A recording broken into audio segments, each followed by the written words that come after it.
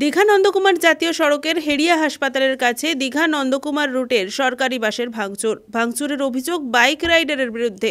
পুলিশের নাম ভাঙিয়ে গাড়ি ভাঙচুরের অভিযোগ উত্তেজনা। দীঘা থেকে সোনারপুর ফিরছিল বাইক রাইডারের দলটি। বাসের চালককে লাইট সিগন্যাল দিয়ে সাইড চাইলেও সাইড না দেওয়ায় এই উত্তেজনা। লেন চেঞ্জ করে আমি ইন্ডিকেটর দিয়ে দুবার পাস মেরেছি, তাও সাইড দেয়নি। 4-5 বার করে পাস মেরে যাচ্ছি। গাড়িটা যাবে একটু ধরো, গাড়িটা এদিক হয়ে তো পুরো ডান দিকে চেপে দিচ্ছে আমাদেরকে। কিভাবে বাসতে বাসতে ঘষে ঘষে এসছি। বাইকটা শুধু মানে কে ব্যালেন্স করে সেটা আমি জানি, মানে আমার বুক কাঁপছে পুরো। ওখানে ভিতরে ঢুকে পড়ে যেতাম। আমরা সোনারপুর থেকে এসেছি। দীঘা থেকে ফিরছিলাম। দীঘা থেকে ফিরছি। কতজনের দল আছে আপনাদের? কালকে এসেছি, আজকে চলে যাচ্ছি বাইকে করে।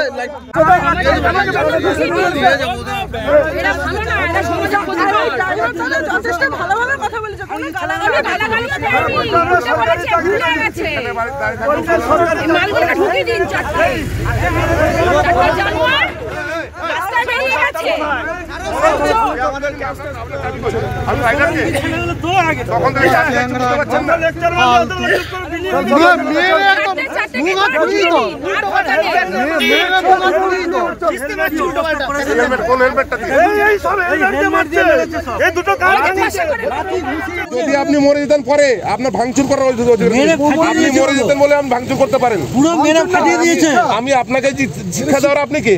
শিক্ষা দেওয়ার আপনি কে? আমি কে? শিক্ষা দেওয়ার আপনি কে? না আমি কে? শিক্ষা দেওয়ার শিক্ষা দেওয়ার আপনার ডিউটি করুন। আপনি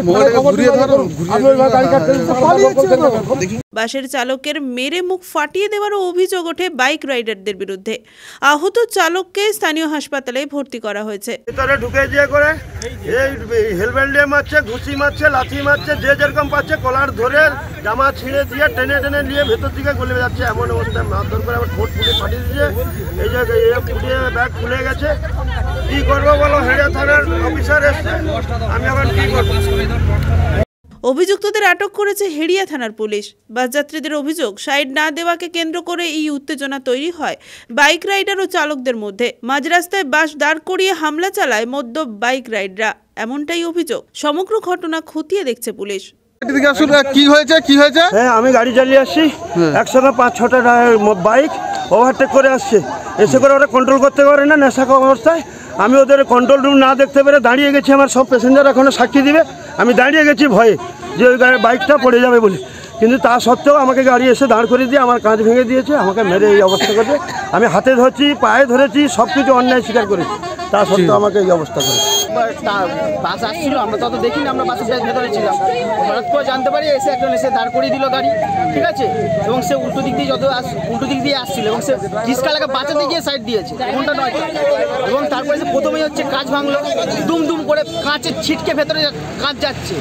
সমস্ত প্যাসেঞ্জার বসছিল, আমি প্রোটেকশন করছি। আমাকে বলছে পুলিশের লোক, আমার ওয়াইফ বলছে আমার বাচ্চা আছে, বলছে আমরা বুঝে নেবো।